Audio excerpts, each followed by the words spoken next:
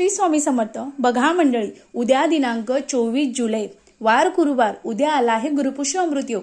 या योगावर जर आपण काही सेवा केली तर याचं निश्चित फळ आपल्याला भेटत असतं। आणि यासोबत गुरुपुष्य अमृत योगासोबतच आली आहे दीप अमावस्या। या दीप अमावस्येला सुद्धा विशेष महत्त्व आहे। या दिवशी जर आपण काही सेवा केली तर आपल्या घरातील नकारात्मक ऊर्जा निघून जाते आणि यासोबतच माता लक्ष्मीचा अखंड वरदहस्त आपल्या घरावर राहत असतो। असंच आपल्या घरामध्ये माता लक्ष्मी अखंड वास करेल यासाठी आपल्याला उद्या माता लक्ष्मीला आपल्या घरामध्ये आगमन करायचं आहे। म्हणजे तिला आपल्या घरामध्ये तिचं आगमन व्हावं यासाठी आपल्याला काही ना काही सेवा करायची आहे। तर त्यासोबतच आपल्याला एक अतिशय प्रभावी जी सेवा आहे ते उद्या संध्याकाळी 6:30च्या नंतर करायची आहे। आता ती सेवा कशी करायची ते जाणून घेऊ। बघा मंडळी, उद्या आपल्याला न चुकता सकाळी लवकर उठून हळदीचं लेपन करायचं आहे, उंबरठ्याची पूजा करायची आहे, उंबरठ्याला धूप दीप दाखवायचा आहे, फुलं अर्पण करायची आहे, नमस्कार करायचा आहे। त्यानंतर संध्याकाळी 6:30 वाजता आपल्याला एक मातीची पंती घ्यायची आहे।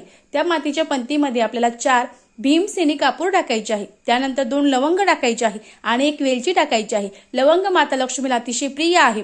कापूर आणि आपल्या घरातील जी निगेटिव्ह एनर्जी आहे ती बाहेर जाते, सकारात्मक ऊर्जा आपल्या घरात येते। आणि वेलची सुद्धा माता लक्ष्मीला अतिशय प्रिय आहे। याने आपल्या घरामध्ये वेलची जी आहे, वेलदोडा जे आहे त्याने आपल्या घरामध्ये माता लक्ष्मी अखंड वास करत असते। त्यामुळे आपल्या मुख्य दरवाजावर ह्या ज्या वस्तू आहे उंबरठ्याच्या मध्यभागी आपल्याला ह्या जाळायच्या आहे आणि जाळताना ओम महालक्ष्मी नमः या मंत्राचा जप करायचा आहे। असं केल्याने आपल्या घरामध्ये जी माता लक्ष्मी आहे ती अखंड वास करणार आहे, तिचं आगमन आपल्या घरामध्ये उद्या होणार आहे। अतिशय साधा पण अतिशय प्रभावी उपाय आहे। हा निश्चित करावा, निश्चित तुम्हाला फरक पडेल। व्हिडिओ आवडला असेल तर शेअर करा, लाईक करा आणि कमेंट्स करा। श्री स्वामी समर्थ। धन्यवाद।